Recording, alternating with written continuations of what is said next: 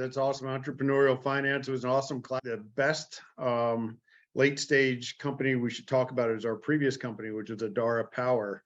And that was an energy storage company based out of the Bay Area. So we were building lithium ion battery systems for solar. So you started this project in the Bay Area? Yes. Yep. So it was actually through Prospect Silicon Valley, which was an accelerator. And at that time, Neil was running, he was building semiconductor chips for National Semiconductor out of that area. And they got bought out by Texas Instruments. And it was a natural break for us to kind of look at where the energy storage market was going. And he was building the control systems for those lithium ion batteries for Teslas and other EVs.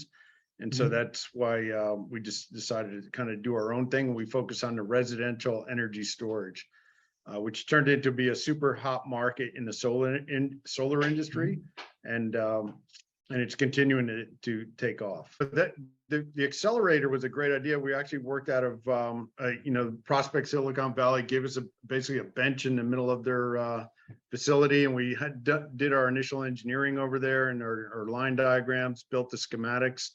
And then we started figuring out where to source the material from. Now, we didn't build the batteries themselves. We left that to the experts like Samsung and Sony. But what we did do was had those module cells put into a module, and we had to figure out where to source them from. It was relatively easy in the sense that batteries at the time were only being built in a couple of places, really Japan and South Korea. So we went with Samsung cells out of South Korea. We built the designed the modules and then built the BMS around it. And then they shipped over an initial prototype. And then we got that working. We had to get through the whole permitting with the city of San Jose. We took in a bunch of angel money. All told, we probably took in about $1.5 million, I think.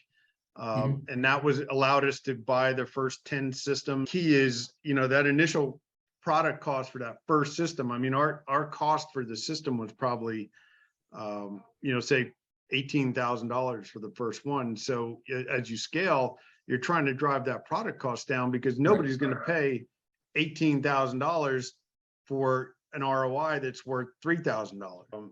You had to come up with three things that people were looking for, and it was either there was an incentive, there was a need for backup power, or they just wanted a green, clean energy. And so it was really that last one that drove the initial markets. We could pull it up on the app. So everywhere we went, we could say, yeah, the system is right here. It's on your app.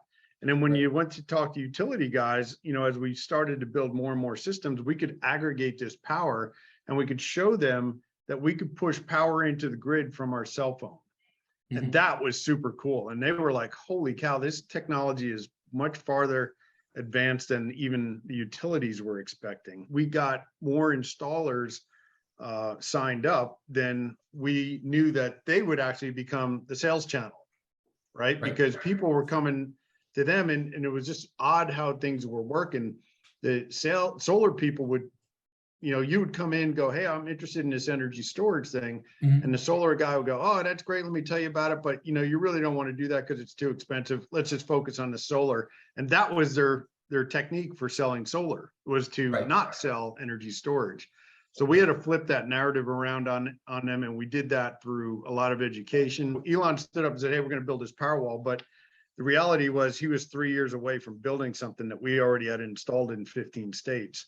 But we needed a lot more capital in order to grow. So we ended up getting acquired by a company called Enact Systems that is basically a software company. They're based out of India. We actually got into commercial systems.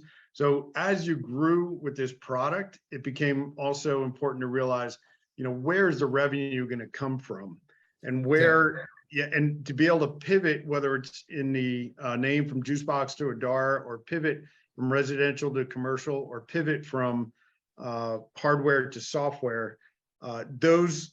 That pivot was, core, key and essential to our growth.